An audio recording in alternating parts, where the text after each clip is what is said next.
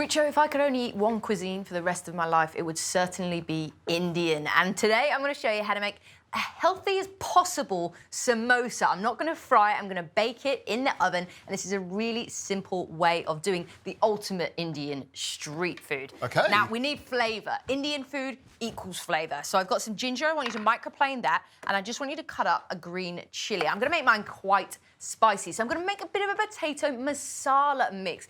Now, I've got some cumin seeds, and I'm going to toast off my spices first. So, bit of extra virgin olive oil just in the pan there. On we go, a nice low, slow heat. Now, we want to toast them off. There's natural oils found in many of the spices, and that just allows it to come out, that aroma, that essence comes out, so some cumin seeds there. Now, I have here as well a bunch of different spices. I've got garam masala, I've got some chili powder, I've got some fennel, and I've got some hing, or as you like to call it, asafoetida. Asafoetida. So that gives it a really nice savoury umami flavour. In we go with that. It's a bit smelly when you first open the container, but it actually gives it a really, really nice flavour. Most things that don't smell nice at the beginning usually make everything taste delicious at the end. So in we go there. About half a teaspoon. Are you talking about me? Yeah, that basically. I've got that green chilli. That's going in there too. And ginger. Absolutely, I love ginger. It's anti-nausea, which is fantastic, but it also just is so delicious. Tastes brilliant. Now, so we'll just toast that one off there. Now, I'm going to add some peas. So this is really, really simple to make samosas. It's not a difficult thing. Get some frozen peas just out from the freezer. In we go there.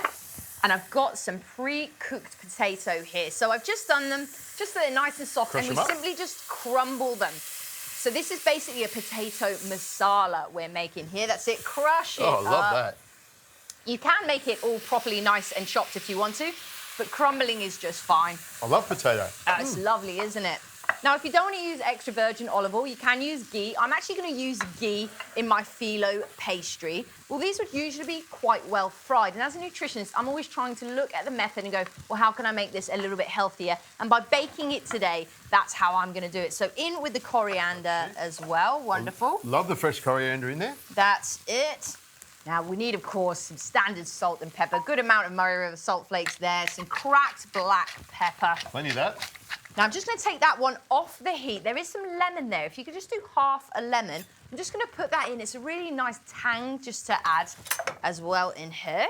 Now, another change I'm making is I'm going to use phyllo. Now, the reason I'm using phyllo is it means that I can be in control of how many fats I put into it. So that's it. You want to spread it out. You want to bring it out the fridge, bring it up to room temperature. If you don't have everything prepped, just make sure that you put a tea towel over it just to keep it, you know, we don't want it to go too flaky, but really the key is get everything prepped already. So you'll see, before we got it out, this is ready. I've taken it off the heat. That's just going to cool down a little bit there.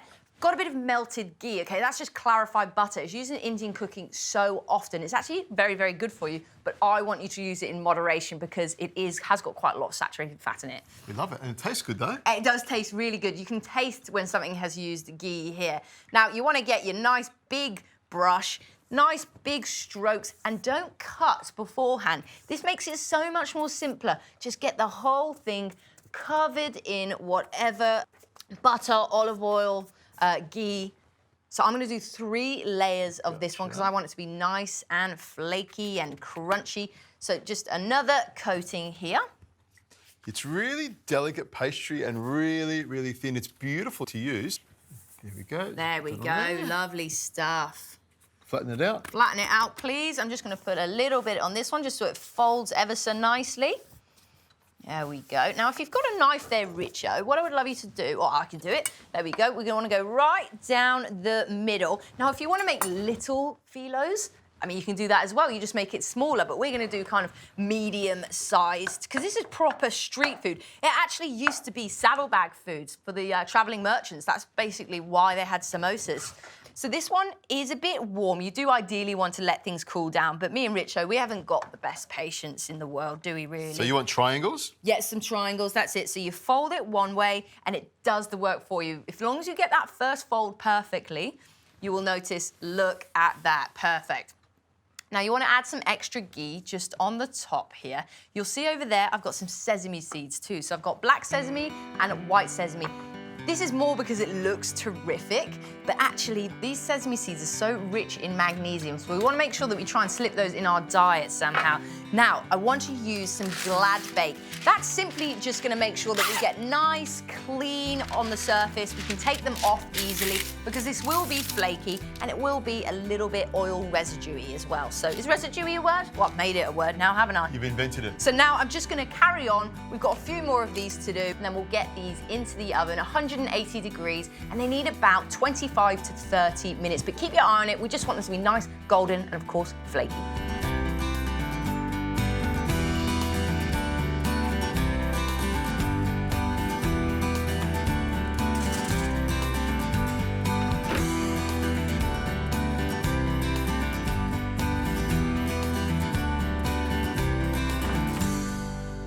Gorgeous. They look great. So simple. There's certain things that people get a bit intimidated about. I think samosas, I mean, baking in general, I think people do. But really, it can be very simple. Easy.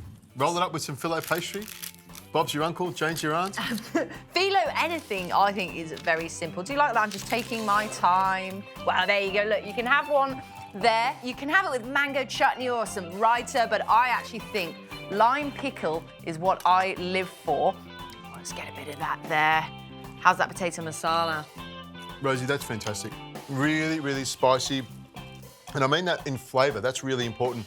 You've got the potato in there that's going to fill you up, and that crunchy pastry is just beautiful. That is a really, really good dish. I think you've got a cracker here. I'm in absolute heaven. This is gorgeous. It's street food, it's easy, simple, very flaky. I'm going to make this again and again, I think. I'm happy with that. Great.